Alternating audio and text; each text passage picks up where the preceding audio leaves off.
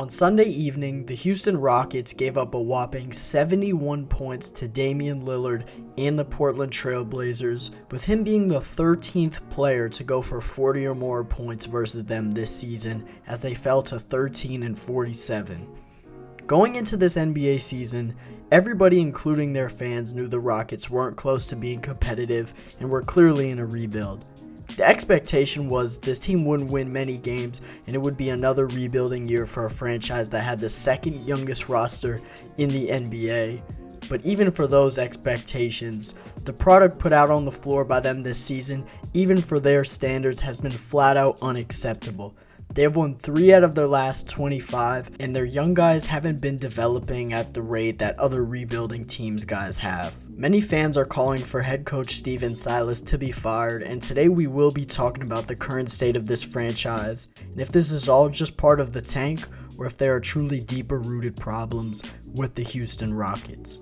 Now, this era of Rockets basketball really started in 2020 when James Harden was dealt and they traded Russell Westbrook to the Washington Wizards, and the next season they acquired Jalen Green, Alperen Sengun, Josh Christopher and Usman Garuba, and Kevin Porter via trade. And under GM Raphael Stone, they have been horrible. Their first and second seasons, it has been understandable as to why this team has been so bad, and even their third season, but we've really seen no progress from this team in terms of being competitive under head coach Stephen Silas, who's now in his third season with the team. And as I said, he's been put in really tough situations, with 2020-21 kind of just being a throwaway year, and the last 2 seasons an extremely young roster. But at the end of the day, this team hasn't made the improvements it should have been making up to this point, and in their rebuild timeline, they're a bit behind, I think.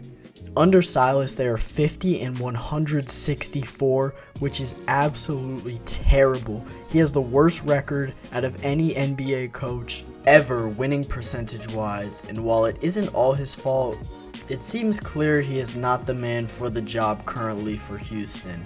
Rockets fans have been angered not only by the lack of competitiveness from the team under Silas, but also the way he has managed certain young players' roles and minutes. Alperen Sengun is one of the most skilled young offensive bigs in the league, and his passing is one of his best skills, and at times, especially for a team who doesn't have a great point guard, the Rockets could run the offense more through the skilled Turkish big rather than through Kevin Porter and Jalen Green. Porter is a talented player, but is more of a scorer than a true point guard, and while he has improved with his passing, his 3.6 turnovers to 5.6 assists on the season isn't great at all, and Sengun is also second on the team in assist points created per game, with a usage rate that is lower than both Porter and Green. In Sunday's loss to Portland, Sengun was benched in the fourth due to his defense, and fans were not pleased with Silas's decision to take arguably Houston's best player this season out of the final quarter of the game.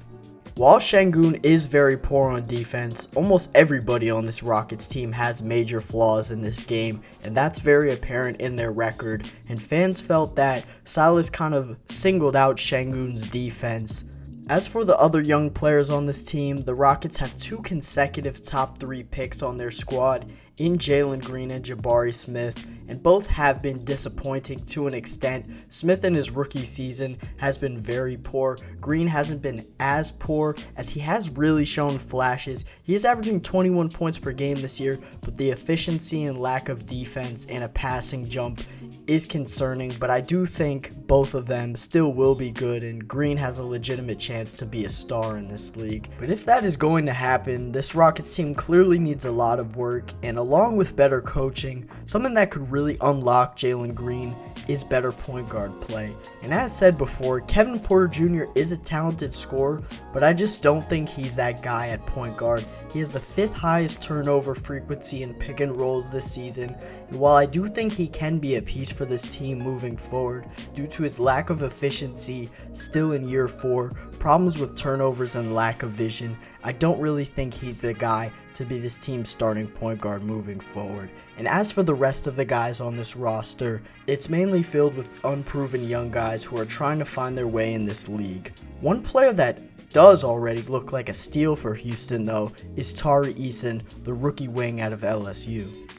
In his rookie campaign, he is averaging a decent 9 and 6 with a steal on 45, 34, 76 splits. He is a big defensive wing that plays hard, and I think he is definitely a piece moving forward for Houston.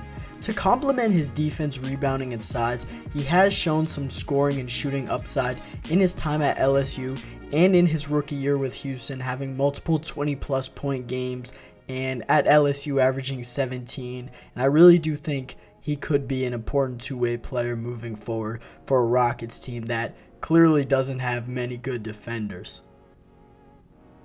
And it's clear there is some talent on this roster, but they are still clearly very, very far away. And while the players and coaching deserve a heavy amount of blame for Houston's struggles, organizational problems seem to run deeper than just that for the Rockets.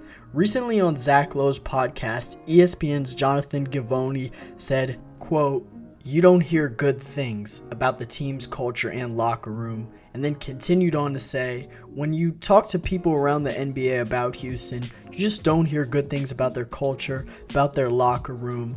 People are on that team, they're like, this is a mess. And Brian Windhorst, another ESPN analyst, said on a show appearance, "I think Houston is a dangerous fit for anybody because they have a team that is out of control.